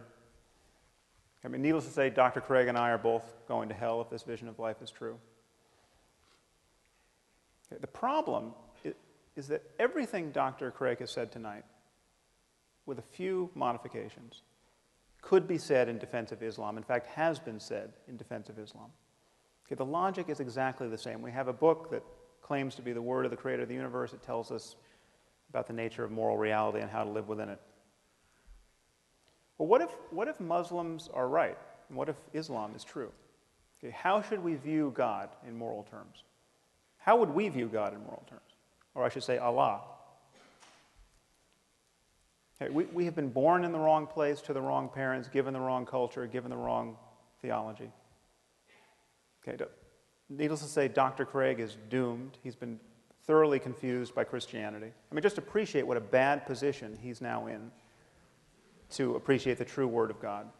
I've been thoroughly misled by science. Okay, where is Allah's compassion? Okay. And yet, he's omnipotent. He could change this in an instant. He could give us a sign that would convince everyone in this room. And yet he's not going to do it. And hell awaits. And hell awaits our children because we can't help but mislead our children. Okay, now just hold this vision in mind. And first appreciate how little sleep you have lost over this possibility. Okay, just feel in yourself at this moment how carefree you are and will continue to be in the face of this possibility. What are the chances that we're all going to go to hell for eternity because we haven't recognized the Quran to be the perfect word of the creator of the universe? Please know that this is exactly how Christianity appears to someone who's not been indoctrinated by it.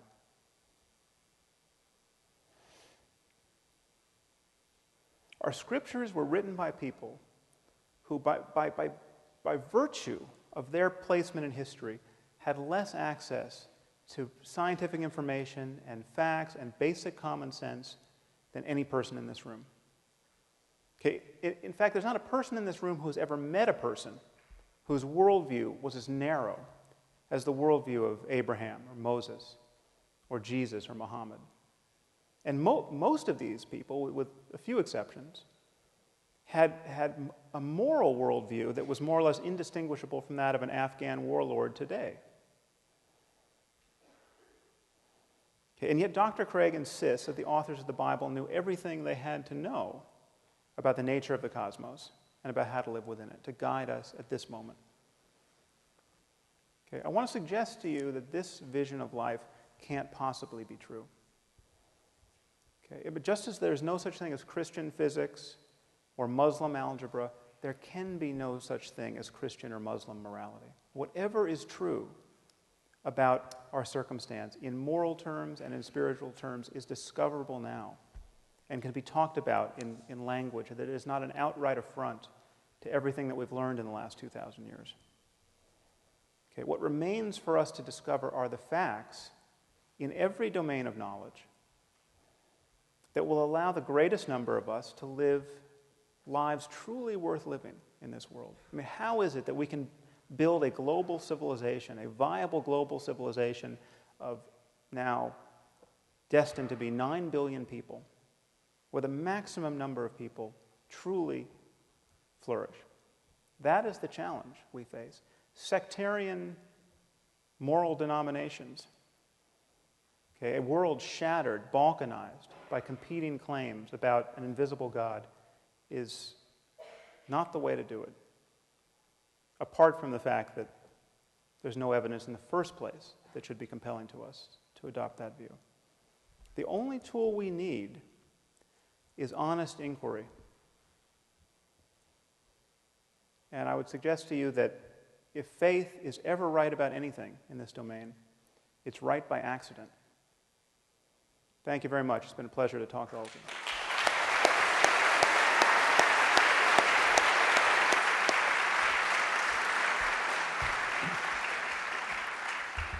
We started 15 minutes late, and so I'm going to allow us to go until 9:15. That gives us 30 minutes for questions.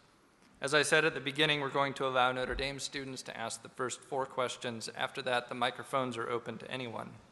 We'd like to keep a brisk pace for the questions, so please limit your questions to about 30 seconds, and I've asked the debaters to limit their responses to about 2 minutes. I'll take the liberty of urging people to get quickly to their point if these time limits are violated. We have microphones here and here. I think we have microphones. Oh, good. I can see the microphones in the balcony, so I'll just go in a circuit. Thank you. Dr. Harris, if Dr. Craig could link out of your objections about the problem of evil and the problem of choosing the right religion, so that those weren't really problems, those weren't functioning in the debate, where does that put you dialectically? How do those function in the debate? Do you mean if I was given good reason to believe that Christianity is true?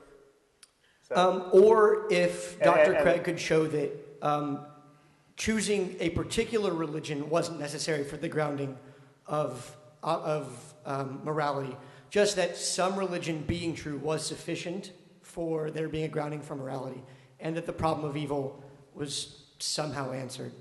Well, I would never be tempted to dispute that we could make up a religion that, if true, would be a grounding of morality. I mean, those imaginary schemes are there for the asking. We could make them up, and in about 5 minutes, we could make up a better religion than any that exists. I mean, you just take Christianity and cut out Leviticus and Deuteronomy, and already you've done great work.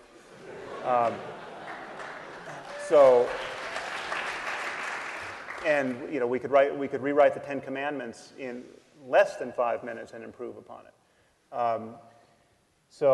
Being kind to children and swap out the bit about the graven images, and you've already made it a much wiser document. Now, but that's not the point. I mean, the point is that one point I made, which he never really addressed, is that you're smuggling in a concern for well-being. In any case, you just have a different timeline. If Christianity were true, it would be part of my moral landscape. I mean, if someone like myself is going to suffer in hell for eternity based on what I'm currently thinking, then I clearly am doing the wrong thing. I mean, I would want that information, and I would think, that would be a revelation to me, which I would take seriously, and I would do everything I could to get into heaven. I mean, that would be, heaven is if eternity in heaven versus eternity in hell is really the landscape that we're living on, well, that's part of my moral landscape. It just changes its temporal characteristics. There's just no reason to think that that's the universe we're living in. Up and to my left. Hi. Professor Craig, you made an interesting analogy. You said that long before we could explain scientifically where light came from, we could distinguish between light and dark, and that the same could be said for good and evil. But to me, that analogy seems dangerous because long before we could explain scientifically where light came from, we said it came from God. Could the same be said for morality? And then also, how do you explain shifts in moral consensus over time? Okay, I'm not sure I understood all of the questions, so I might need our moderator to help me here. The last part of the question was shifts in morality over time. Don't confuse moral ontology with moral epistemology. Moral ontology is the foundation in reality for objective moral values and duties. Moral epistemology is how we come to know the goods that there are and the duties that we have. And clearly, affirming that there are objective moral values and duties doesn't mean that we always know them infallibly. Clearly, over time, there's such a thing as moral growth and moral development. When I look at my own life, I look back at my life as a young man and I can see certain attitudes and things that I had that I now would be ashamed of morally. I think I've experienced moral growth. So there's no reason to think that the objectivity of moral values and duties implies that there isn't such a thing as moral growth or a clearer apprehension of the good, or sadly in some cases, a moral degeneration of a society and turning away from good. So these are two different problems, and my concern is moral ontology. Now, I didn't catch the first part of the question. Mike, did you? Yeah, tell me if I misrepresent you, but I take it that she's asking, you say that we understood light and dark before we understood the physics of light. She says, but we posited supernatural explanations for light also at that time. Why not think morality's in the same situation? Yeah, again, I think you misunderstood the analogy there that I'm making. What I'm saying there is distinguishing moral ontology from moral semantics. And what I'm saying is I'm not offering a moral semantical theory about the meaning of the words good and evil, right and wrong. I'm talking about their foundation in reality. And so the example of light was simply to give an example of where people understood the meaning of the English word light, even if they didn't know its physical nature in terms of electromagnetic radiation. Can I clarify? Sorry. I get that you're arguing that there needs to be a source for good and evil. That makes sense. But why does that source have to be God? Could it not be that we just haven't discovered what the source is yet? Well, that would be my second contention, that in the absence of God, I can't see any foundation that would be left for affirming the objectivity of moral values, and particularly the value of human beings and conscious life on this planet. And then that second problem about objective moral duties is especially serious, the is-ought distinction, and then the ought implies can problem, no free will. So that would just be to reiterate the arguments I've already given as to why I think in the absence of God, there wouldn't be objective moral values and duties. I allowed the follow-up only because there was misunderstanding, just so you know. Up and to my right. Yeah, I've got a question for Dr. Harris. So a lot of the argument, I guess, I felt like it depended a lot on the definition of good and bad, right and wrong. And I wanted to ask you if you thought it would be possible for there to be, so I've got a two-part question, for there to be a hypothetical God that, scratch everything you know about Judaism, Christianity, Hinduism, create your own new God, and if it would be hypothetical for this God to perfectly align with your definition of moral theory. So say that this God says and commands that good and bad are dependent on the well-being of conscious animals. And then simultaneously to that question, whether you think a God of love does just that. Because it seems to me, in my experience and looking at history, that there is no greater continuum across human history than the presence of love and the fact that we've had marriage, whether homosexual, heterosexual, transgender, from the moment we've been living animals. And so if that really is the root of our well-being, then how does a God of love not promote well-being? So, but answer the first part first. Yeah. Well, love clearly has a lot to do with our well-being. And if there were a God of love who was really acting like a God of love and was making, the problem is the existence of God doesn't really add to the moral stature of love in that case, because, or the moral stature of the good. I mean, this goes to the Euthyphro dilemma that we haven't spoken about, probably, mercifully. But, I mean, if it's either intrinsically good or it isn't, and for God to say it's good doesn't make it more good, and it's not good by fiat. So he's either saying it's good because it is good, in which case we can just deal with the fact that it is good, or it's just good because he says it's good, but then he can say any evil thing is good, which Dr. Craig's God does rather often, apparently. So, but love is clearly something we desperately want in our lives, and we're right to want it. We're deeply social creatures, and the fear that is sort of circulating here that well-being somehow leaves something out that's important, I think, and I argue at some length in my book, is quite unfounded, because whatever you bring to me which is truly important, you say, okay, you're talking about well-being, but here I'm talking about self-transcending love. This is really important. Well, self-transcending love is probably at the core of the deepest well-being that we can experience as human beings. But likewise, if the Christian hell exists and awaits me, well-being in the end is predicated on avoiding those flames. And so that means all of that, you're smuggling in a concern about consciousness and its future changes, whatever you bring in the moral domain. And so I'm saying we must be honest about that. We ground this in consciousness, and then we can talk about how human beings like ourselves can thrive. And I would grant you that love is probably on the top of the list. Down here to my right. Mr. Harris, from my personal experience and from my faith, I find that Christ's first commandment was to love thy neighbor and thy God. And I believe that if you are a Muslim, then you follow through with that. If you are a devout Muslim and you care about the well-being of all mankind.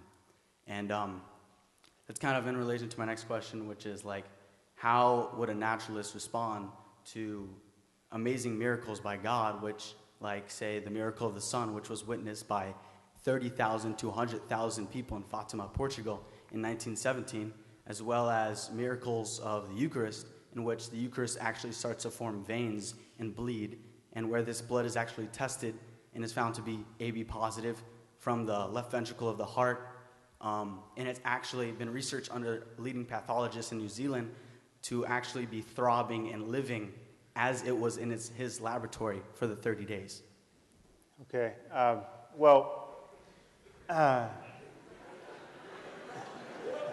The problem with miracle stories are that they truly are a dime a dozen. I mean, the miracle stories that cash out Christianity are miracle stories set in the context of the pre-scientific context of the first century Roman Empire, attested to by copies of ancient Greek manuscripts that have thousands of discrepancies. Now, there are miracle stories that you can find in India today, attested to by living eyewitnesses. So you look at the people surrounding someone like Satya Sai Baba.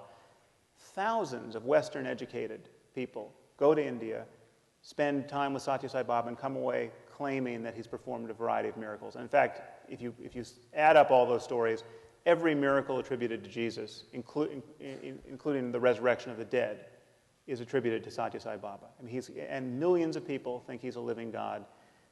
These stories, from our point of view, don't even merit an hour on the Discovery Channel.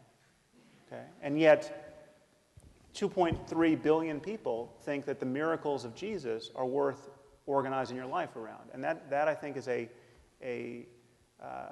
intellectually unsustainable disparity. Now, I'm not closed to the evidence of miracles, and it would be trivially easy for God to convince me of his existence, or the powers of psychic powers of saints, or whatever it is. I mean, if you can tell, I've got a 20-digit number written on a piece of paper in my I'm wallet. not God, sir. I'm sorry. Okay, but if you tell me what that number is, then we have a very interesting miracle on our hands. And I still I don't. can't let the follow-ups continue. Sorry. We have a whole bunch of people lined up. Yes, over here. Dr. Craig, I know you wanted to kind of stay away from the epistemological questions, but I need some advice.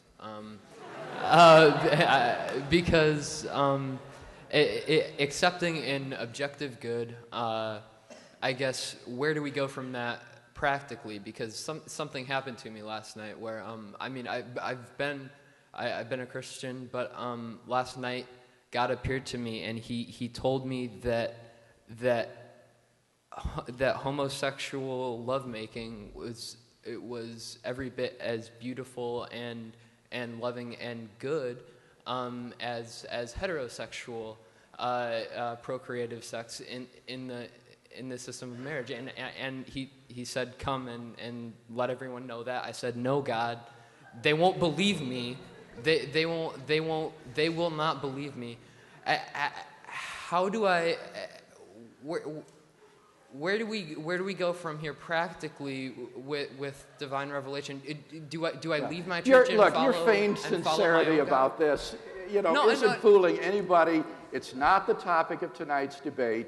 I'm not even going to address a silly question like this. I didn't mean to offend you. I'm serious. Sorry, we aren't doing follow-ups with the question. I allowed the one up there because there was a misunderstanding, but the question has come out. It's received an answer. So this question is for Dr. Harris. Unfortunately, mine won't be as funny. Okay, so it seems to me that there's a distinction in your argument that I'd like you to discuss, which is the conceptual possibility of the most miserable world and its material possibility. So basically what I'm asking is whether you can cite any evidence to believe that this is not the world that is most miserable, or otherwise. So if you can't, let's assume this is the world with the material conditions for the most misery to exist. Then wouldn't it be moral to destroy it all, destroy all consciousness? So I'm just wondering, how would you distinguish that this is not the worst possible world? Well, it may be the only world with conscious life. I mean, I doubt that given the trillion-fold universe we're living in, but we don't have any evidence of life elsewhere, much less conscious life. But so your question cuts to the issue of, what if it's all about well-being? Well, why don't we just, kill all the unhappy people in their sleep tonight? Okay, wouldn't that raise sort of the aggregate level of well-being on Earth?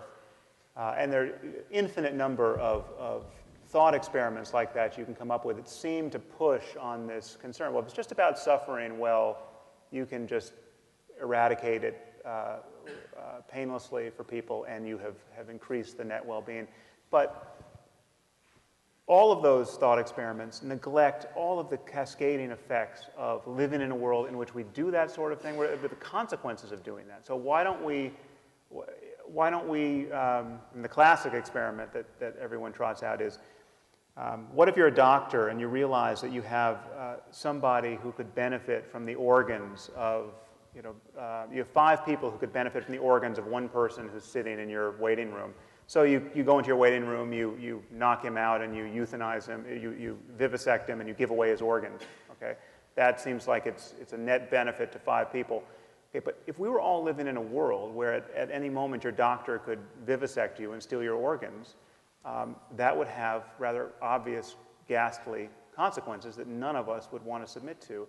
And our intuitions about the sanctity of human life, caring for people, treating people as ends in themselves rather than means to some other end, all of that conserves intuitions we have about trust and its importance in life, and all of these ways in which we are knit together as a community, and ways in which we only rise or fall together. I mean, so in a very important sense, our happiness is dependent upon the happiness of others. I mean, we are not atomized selves that are radically separate. So this idea that killing everyone, I mean, first of all, killing everyone would eradicate all the suffering, yes, but it would also foreclose all the happiness.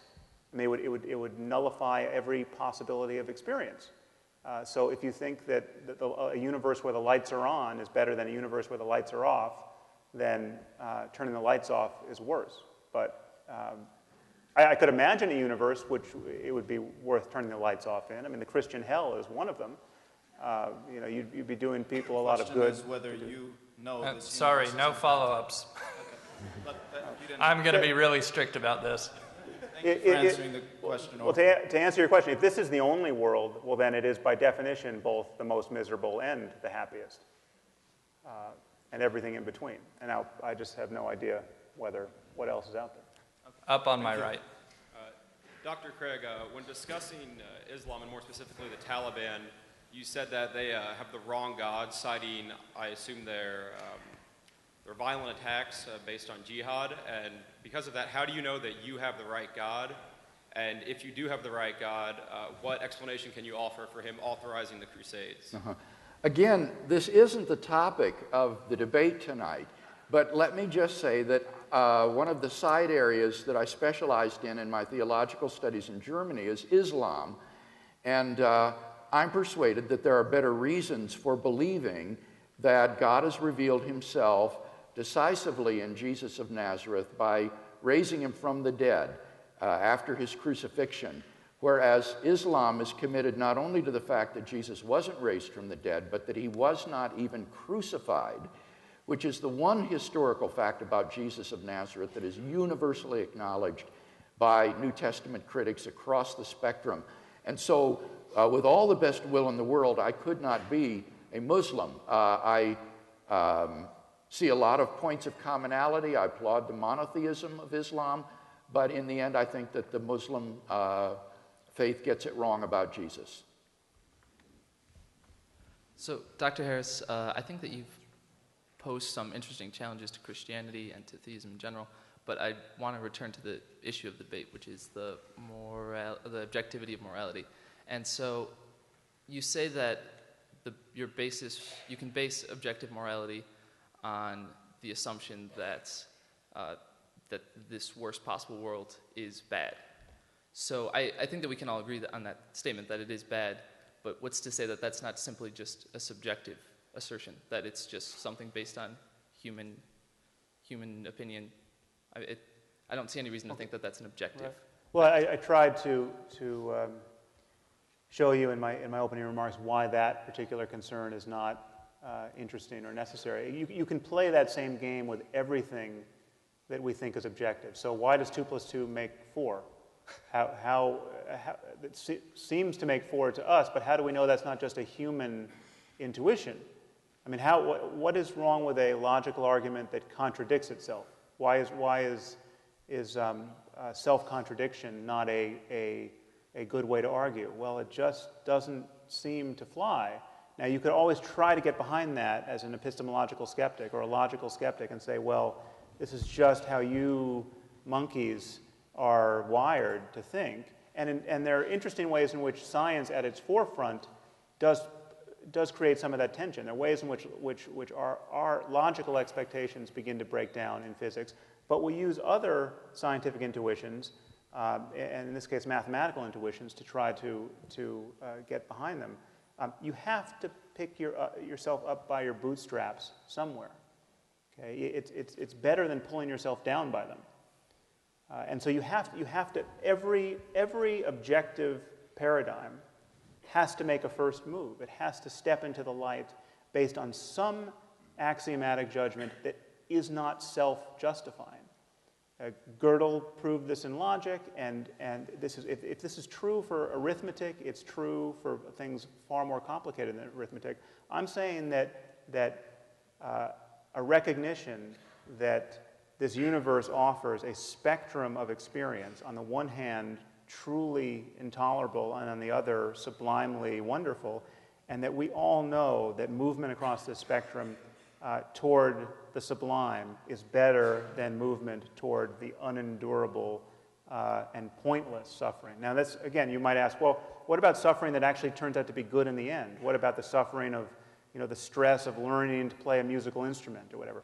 Again, that's not a counter. I mean, there are ways to climb. We might have to go down a little bit to go up to a higher place on this landscape, and that we can make sense of that kind of struggle. And so I'm not equating the good with mere pleasure in a way that Dr. Craig suggested. Okay, thank you.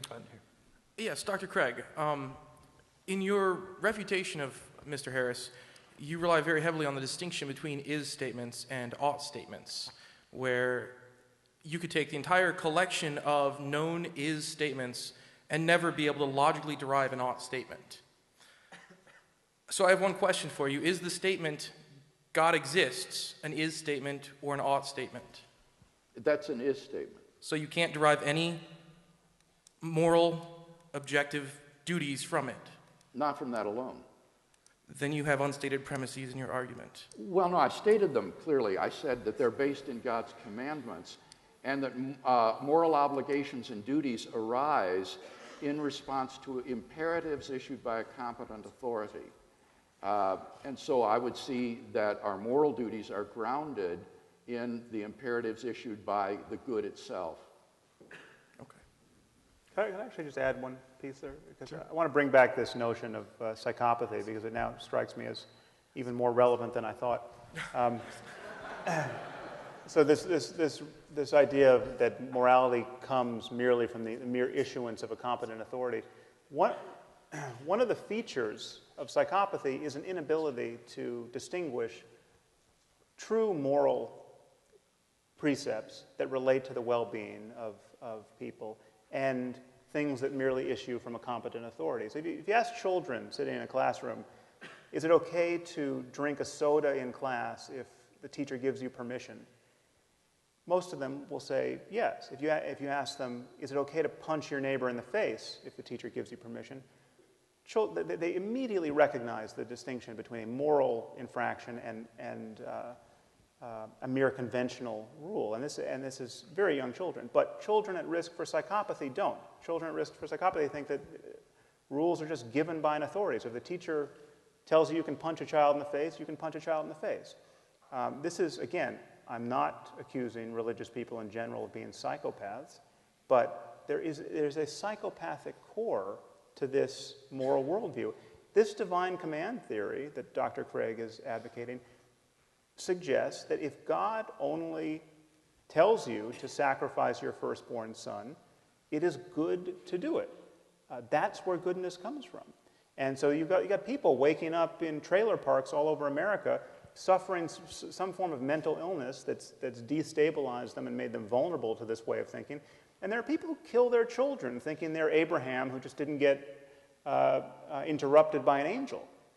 And this is the kind of morality that you get out of a divine command theory that, again, offers no retort to the jihadist other than, sorry, Buster, you happen to have the wrong God. But that's exactly your retort, Sam, that 30 seconds for that you. God has not issued such a command, and therefore you're not morally obligated to do it. No, if God did, he would be evil. I mean, so I can get behind that God. If God is issuing that command, he's an evil bastard. The problem is that you see on atheism, you don't have any basis for making that kind of moral judgment. I've tried to give you a basis. I'm sorry.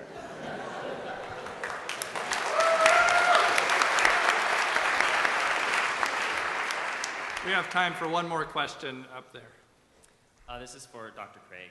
I wanted to ask you about a consensus. About what? Consensus. Consensus? Yeah, so if we're all looking for the same answer to a question, I think we would value a consensus. And the idea of a consensus is something that's very much valued within scientific thought. So if God is the basis for morality, it seems like it would be easy to come up with a consensus. And yet within Christianity, among Christians who are reading the same Bible and worshiping the same God, you find an absence of consensus, where questions like, is evolution true, or is homosexuality wrong, there's a vast variety of debate within Christianity, almost as much as there is with Christianity and secularism. And yet in the secular world, those questions, we have found consensus, and they've generally been put to rest.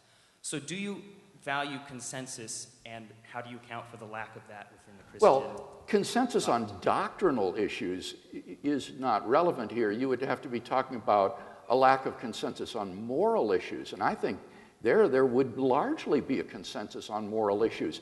As I said in my first speech, I'm not offering Dr. Harris a new set of applied ethical values. I think we largely agree on the issues of applied ethics.